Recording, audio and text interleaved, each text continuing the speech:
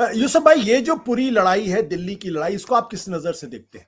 क्या इस दिल्ली की लड़ाई को नरेंद्र मोदी ने नाक का सवाल बना लिया? जैसा कि मैंने अभी पहले भी इस बात का जिक्र किया कि जिस तरीके से एमसीडी के चुनाव को टाला गया, जिस तरीके से एमसीडी की सीटों का परिसमन किया गया, और जिस तरीके से पुराने एलजी को बदलकर नए एलजी को लाया गया, और उसके बाद आम आदमी पार्टी पर जबरदस्त तरीके से हमला हुआ, उनके लोगों की गिरफ्तारियां हुई, भ्रष्टाचार के गंभीर आरोप लगाए गए, तो ये कहा जा रहा है कि दरअसल एमसीडी के चुनाव के पहले बीजेपी एक समा बांधना चाहती है और दिल्ली में ही आम आदमी पार्टी को परास्त करना चाहती है। क्या ये एक्सप्लेनेशन सही है? क्या आपको लगता है कि नरेंद्र मोदी ने इसको नाक का बाल बना लिया है दिल्ली को?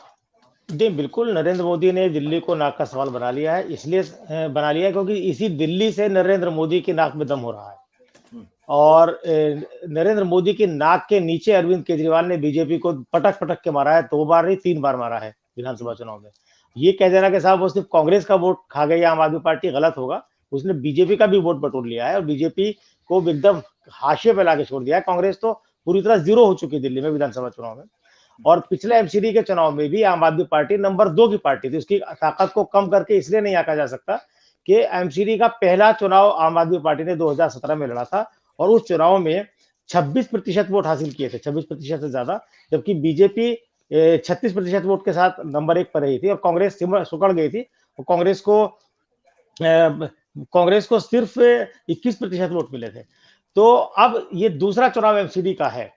अच्छा, अभी मैंने सुना अजय अजय भाई बात कर रहे थे कि दिल्ली सरकार ने क्या काम किया, आम आदमी पार्टी ये नहीं बता पा रही है।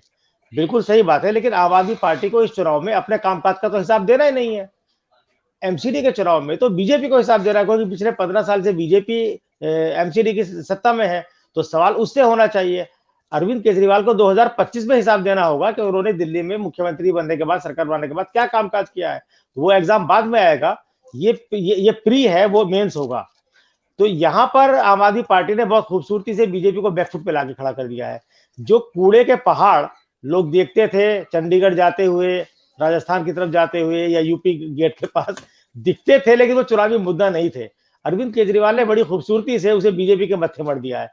जबकि बीजेपी ये कूड़े के पहाड़ को पिछले 15 साल में पैदा नहीं हुए हैं।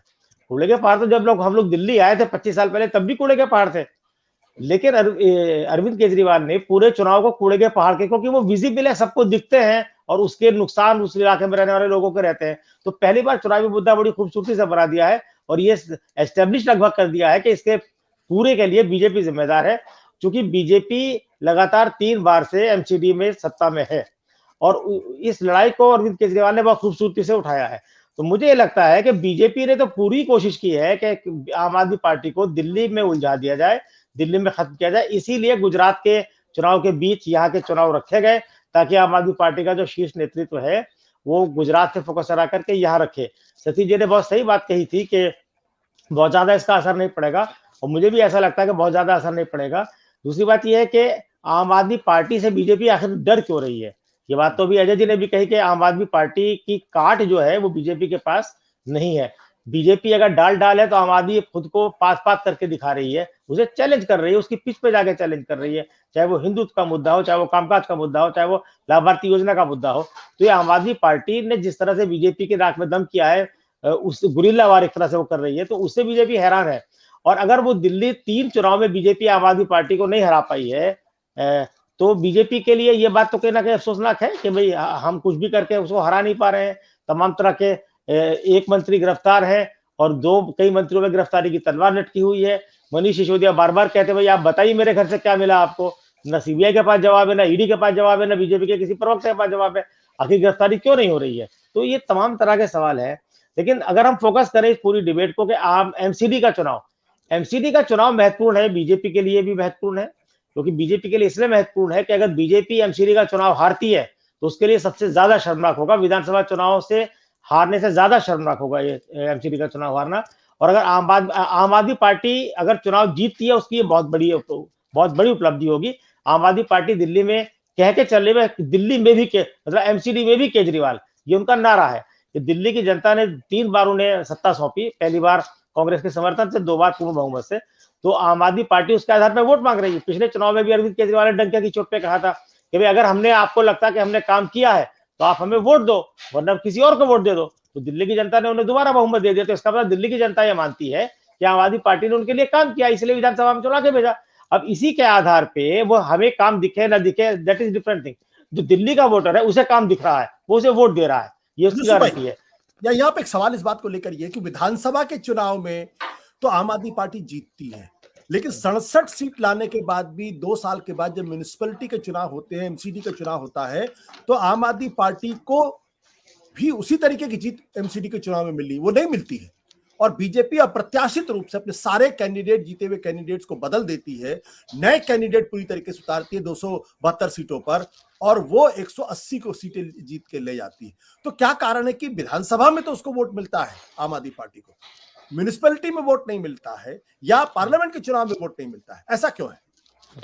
बात बिल्कुल सही है आपकी। इसको जनरलाइज करना ठीक नहीं होगा। इसलिए ठीक नहीं होगा कि एमसीडी का चुनाव आम आदमी पार्टी ने सिर्फ एक बार लड़ा है, और एक बार के चुनावी नतीजों के आधार पर हम कोई जनरल नतीजा नहीं, किसी निष्कर्ष पर नहीं पहुंच सकते हैं।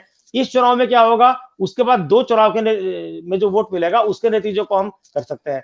ये बीजेपी की स्ट्रेटेजी है। बीजेपी एक कैडर बेस मजबूत पार्टी है, उसका एक मात्र संगठन है, पितृ संगठन है, वो उसे कंट्रोल करता है। वो ये हिम्मत दिखा सकती है कि अपने सभी उम्मीदवारों के टिकट काट दे और कोई भी उम्मीदवार उसकी बगावत ना करे, और वो एक्सपेरिमेंट कर सकती है। गुजरात में उसने एक्सपेरिमेंट किया कि भाई सारे बदल डाले, मुख्यमंत्री से लेकर सारे मंत्री बदल डाले, एक को भी रिपीट नहीं किया, और एंटी इनकम्बेंसी खत्म करने का उसका ये तरीका है, वो काम करता है। पिछले एमसीडी चुनाव में उसने काम किया था, इसमें काम करेगा कि नहीं करेगा ये बहुत देखने वाली बात होगी, क्योंकि ये चुनाव अब ऐसे मोड़ पर आ गया कि जहां पर बीजेपी की जो डबल इंजन की सरकार का दावा है, तो यहाँ भी एक तरह से देखा जाए तो डबल इंजन की सरकार है। एमसीडी और दिल्ली सरकार के बीच कई मुद्दों पे रसाकशी है। एमसीडी कहती भाई केंद्र से हमें सीधा फंड मिले, तो उसको लेकर के कई सारे बुनियादी सवाल खड़े हो रहे हैं। भाई अगर दूसरे राज्यों में सीधे फंड नहीं मिलता तो दिल्ली में कैसे मिल जाएगा?